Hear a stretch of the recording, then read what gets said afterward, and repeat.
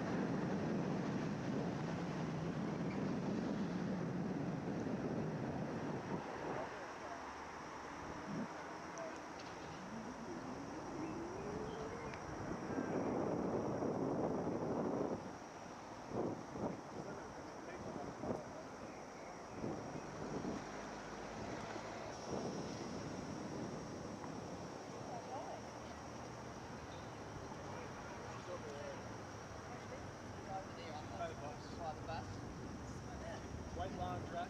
White long dress.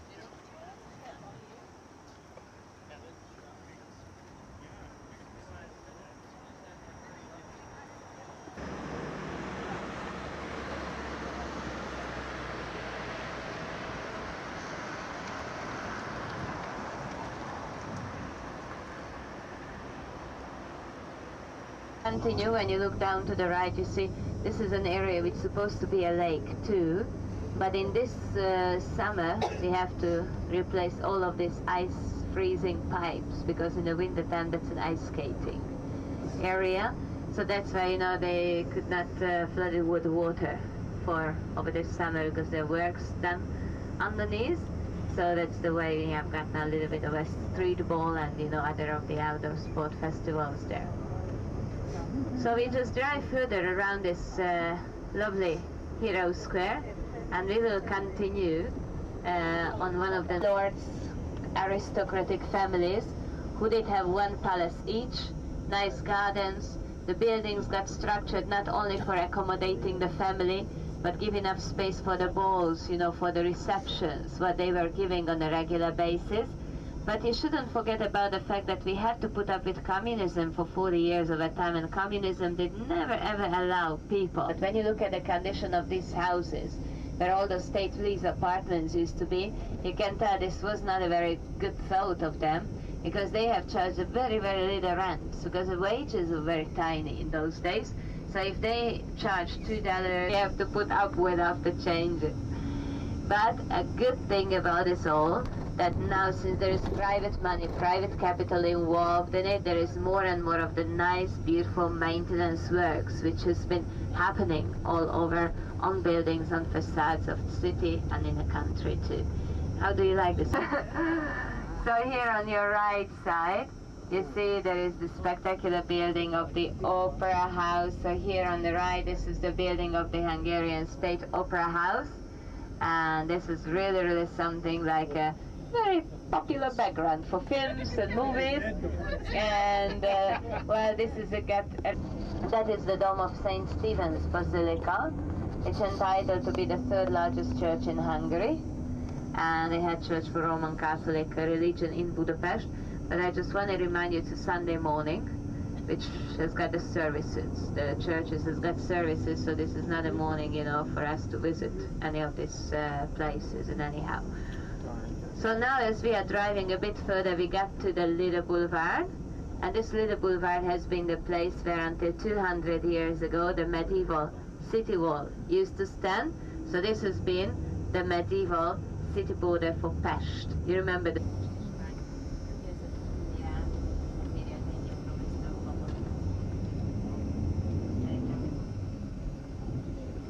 Exchange Palace is the old, very most elegant of the shopping malls. These are all dating back to the golden age of period of Budapest, and it's hard to believe that everything what you have seen has been very serious planning.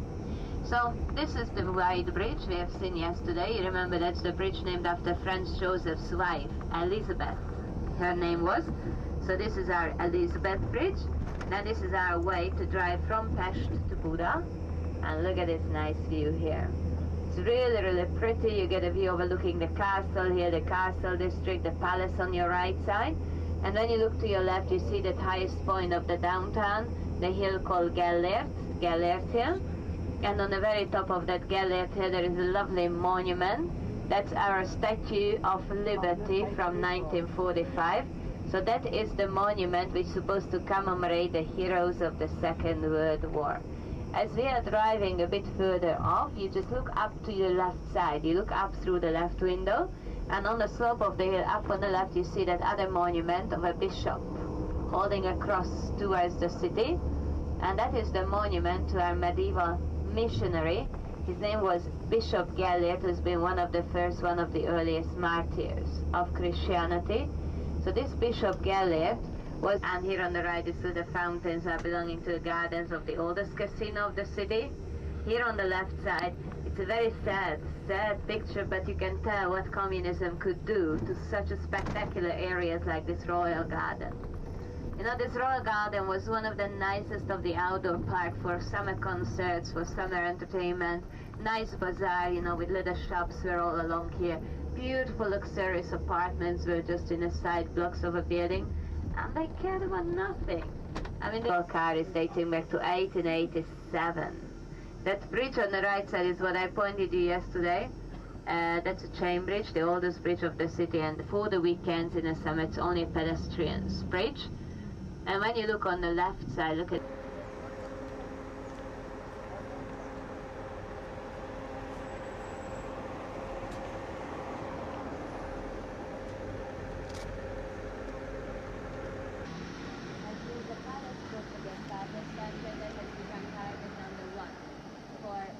Soviet troops and for the American and British flights as well, you know, just to get rid of the Germans.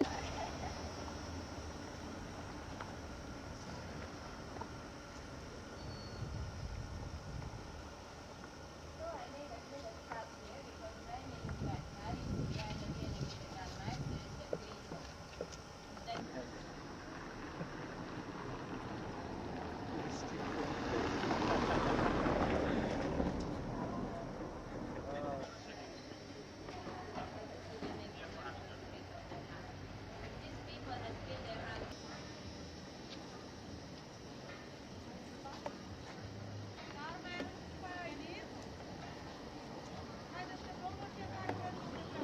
Every part of this castle was protected, guarded by one or the other of the guilds. And this has been a part of the castle wall. It got protected by the Fisherman's guild. They used to live down in the waterfront, in that watertown area, and they used to have fish market along the wall, you know, when there was no siege and no war. But when there was a siege, they got all of their weapons, came up, and they were the guards in this part of the wall.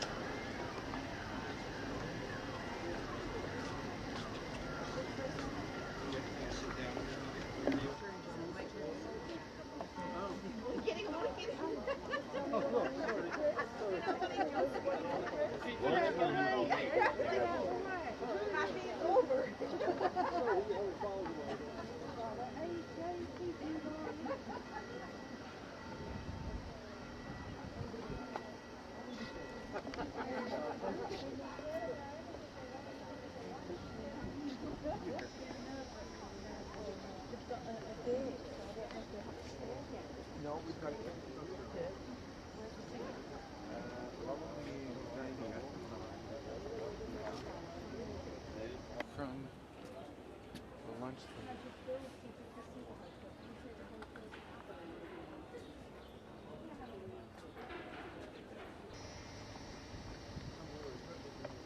What about one that way?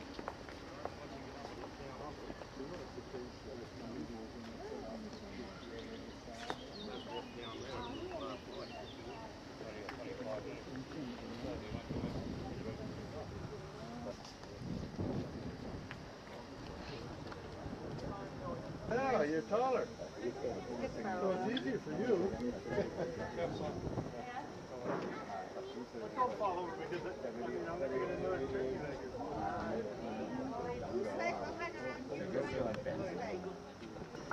That's the voice. Some of the girls bring the voice and really sing. Oh, yeah. Yeah.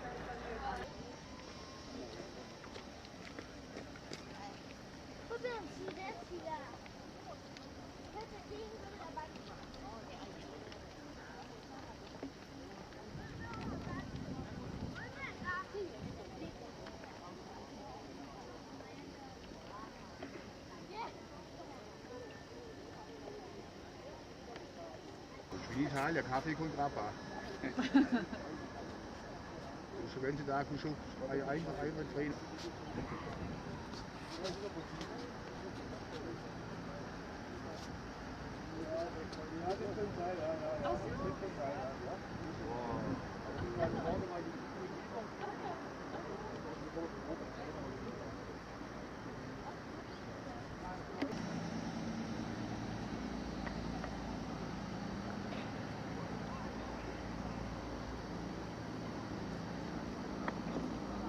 Special Cummins ovens to use to fire the clay potteries, the clay dishes, what they use. Oh,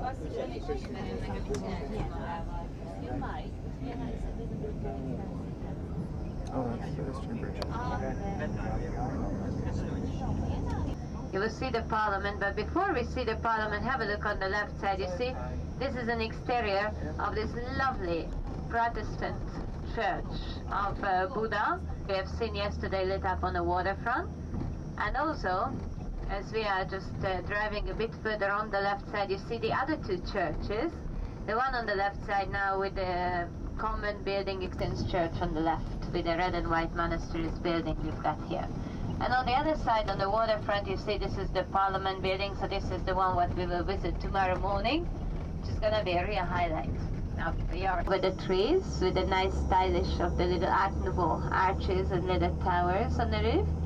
That is one of our state hospitals. So I told you already this morning that in every district we've got hospitals, you know, providing healthcare for the people.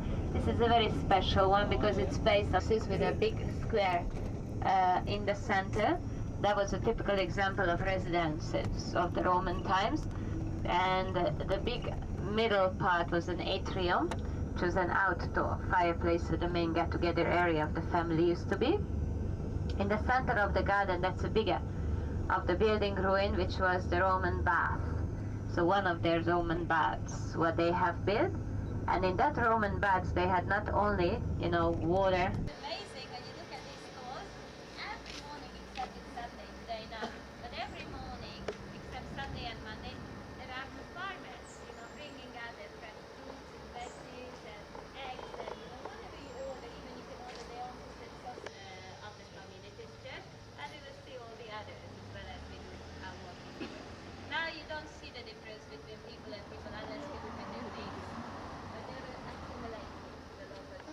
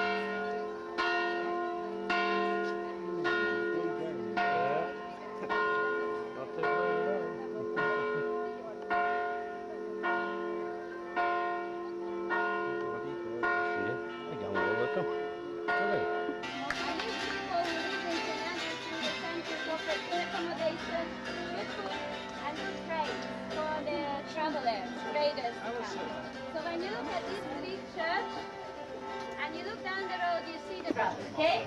And at 5 minutes before 3 o'clock, I will wait for you at the cross. Where's the washroom?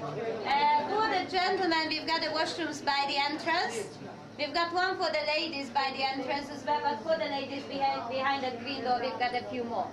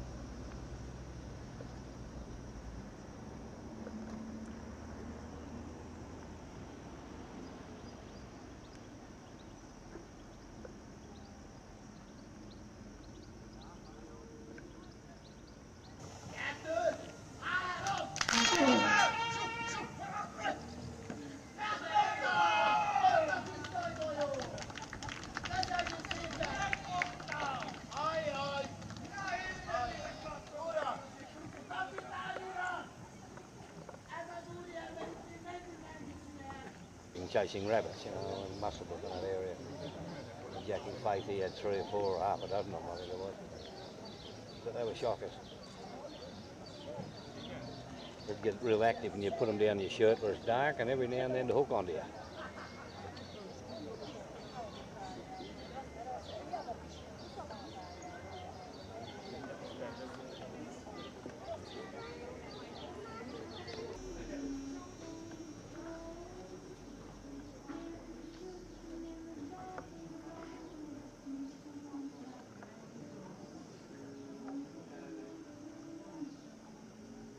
Great of you. This is an apartment. This is not the Roman ruins. And houses from the exact same region were built together to create a scene of that region. And this way we're going to have a small variety of what Hungary, you know, to establish as part of the national park. This has been started in the 1960s, but you know, it cost a fortune. The map of Hungary in front of you. We are somewhere in the middle of the country, a little bit up. It's about 100 kilometers from the northern border in the center been brought from about 200 kilometers. They even had to fight to exist. So they never ever charged tax. Whatever they built for churches, that was all donations of their own communities. And that's why I think this is a great idea and a great example about how authentical art just can influence religious life. Because exactly the same materials were used.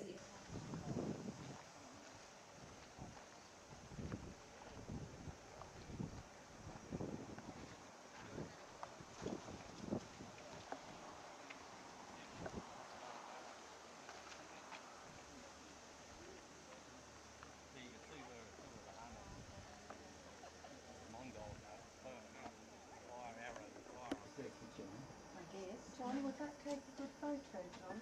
With your camera?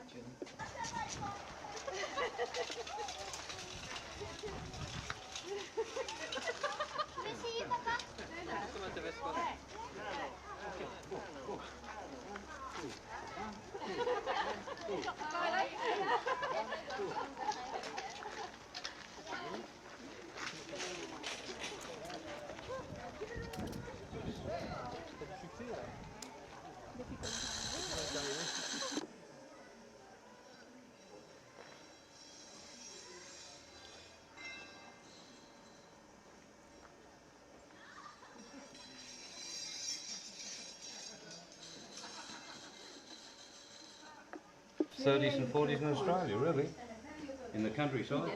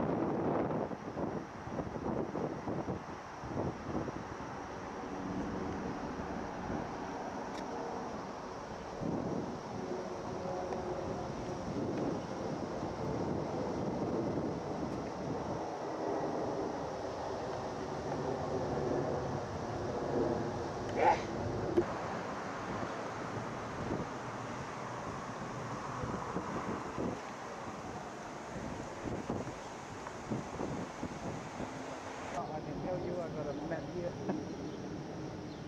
I know where we are.